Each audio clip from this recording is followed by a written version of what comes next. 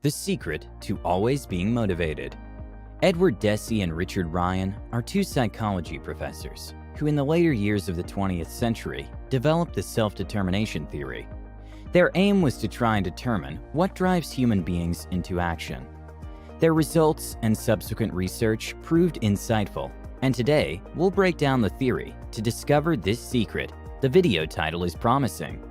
Some of the things we'll look into are the psychological needs human beings require to grow, intrinsic and extrinsic motivation, and how to foster self-determined behaviors. First off, what is motivation? Motivation is one of those elusive things that most of us know is what we need to achieve our wildest dreams, though we've never really been able to grasp it. We tell ourselves that if only we were motivated to wake up early to go to the gym, and also be disciplined when it comes to our diet, then we would become healthier and more energetic, and finally lose those extra pounds that have been hounding us. Theoretically, it all looks good. On the ground, however, things are different. Waking up early requires either a loud alarm or an automatic internal drive. For most of us, the first few days, or just the first one, may prove easy. When your alarm rings, you'll get out of bed, get into your trainers, and lift some weights. Soon after, the fire you started with burns out, and you start disrespecting your alarm, and not even the promise of a smaller waist gets you out of bed. It gets even worse when you look around at your friends and find them easily falling into their good habits. There's Jane, who runs 42 kilometers every week, and Steve, who benches almost 200 kilograms every time he lifts. And they seemingly do it effortlessly. Which has probably got you wondering, what's so different between how you, Jane, and Steve work? Aren't you looking to achieve the same things as they are? Fitness and a healthy body? What's the source of their endless and effortless motivation? And how do you harness it to apply it to every area of your life? This brings us to the research that Deci and Ryan, our two psychology professors, did on the theory of motivation. Human behavior, be it going to the gym or running for president, is driven either internally or externally. When an individual does something because they're afraid of punishment or are interested in getting a reward, they are said to be extrinsically motivated. For example, a parent ensures that their child is going to school because they're afraid of getting arrested. Alternatively, they could be motivated by the possibility that this child will be the next Einstein, win a Nobel Prize, and share half the monetary reward. The opposite is intrinsic motivation, where a person is driven to do an activity due to pure enjoyment, interest, or satisfaction. A cyclist may be motivated to ride 42 kilometers a week because of the catharsis they achieve during their ride. Their motivation would be extrinsic if the goal was to lose weight. Self-determination theory works on the assumption that human beings are inherently driven towards growth, and they attempt this by applying effort and being committed to growth behaviors. Evidence for this can be seen in the billion-dollar self-help industry, and probably in the fact that you've clicked on this video to see if your growth will be found in motivation. For this positive growth and optimal function to occur, there are three psychological needs of the individual that must be met. Deci and Ryan discovered these needs to be autonomy, competency, and connectedness or relatedness to other human beings. Autonomy is the ability of a person to control their behaviors and their goals. Self-determining starts when the individual has control over their activities and the rewards that come therefrom.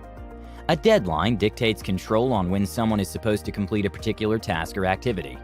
If you have a report that should be on your boss's desk in an hour or so, the act of doing the report is not autonomous. However, if you choose the time to write a blog post on a site whose content you fully control, the activity is autonomous. An individual believes they are competent if they can be effective in a particular field.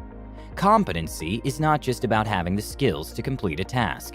It's also about the task being challenging enough that your mind can get lost into it, trying to solve the challenge. Feedback also determines how much a person believes they are competent. Steve, for instance, gets constant compliments about his buffed-out chest and his bench weight. Both of these serve to make him believe that he's able in the field of weightlifting. The third psychological need that is required for growth is connectedness or relatedness. An individual needs to feel connected to people and to be cared for and be cared for by others.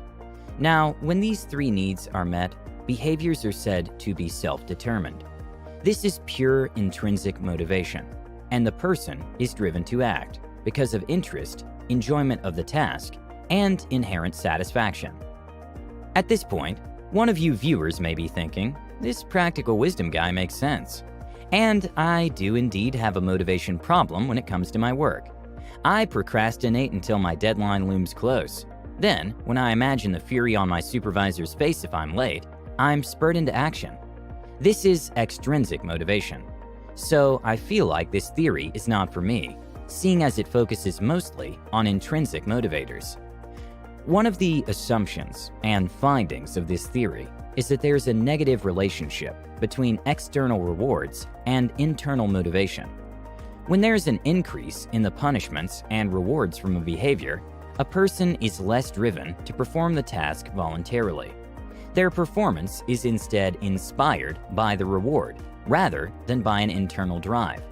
This is because of a reduction in the level of autonomy of the individual from the activity. They do not have control over the consequence of their behavior, like a supervisor getting angry because they did not meet a deadline for making corrections on a program.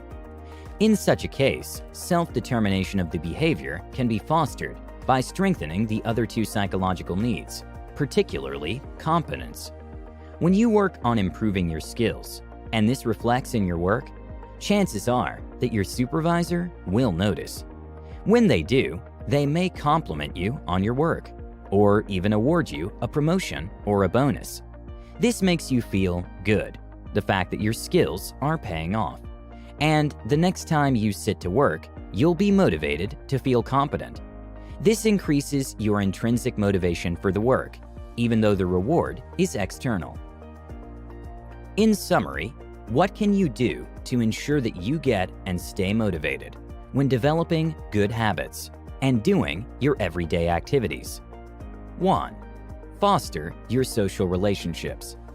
I was a little surprised to find that one of the basic needs one needs for growth is connectivity to other people. A strong social group gives you an avenue to brainstorm your ideas and the cheer you need after you've done well. This also works to reinforce the belief that you are competent. 2. By changing how you receive your rewards, you also redirect your mind's reward system. For example, while coming up with the topic for a video to do next week, I may decide that my motivation is to get the most views and make the most out of the ad rewards. This is an extrinsic motivator, and as our theory tells us, this hurts our motivation. Alternatively, I could choose a subject area that I enjoy and write intending to just explore something fun for me. This adjustment in the view of the reward adjusts this behavior to a more self-determined one. Your self-determination can also be built by increasing your mastery in an area that's important to your life. An improvement of your competence in a field increases your intrinsic motivation, placing you square in the path of self-determination.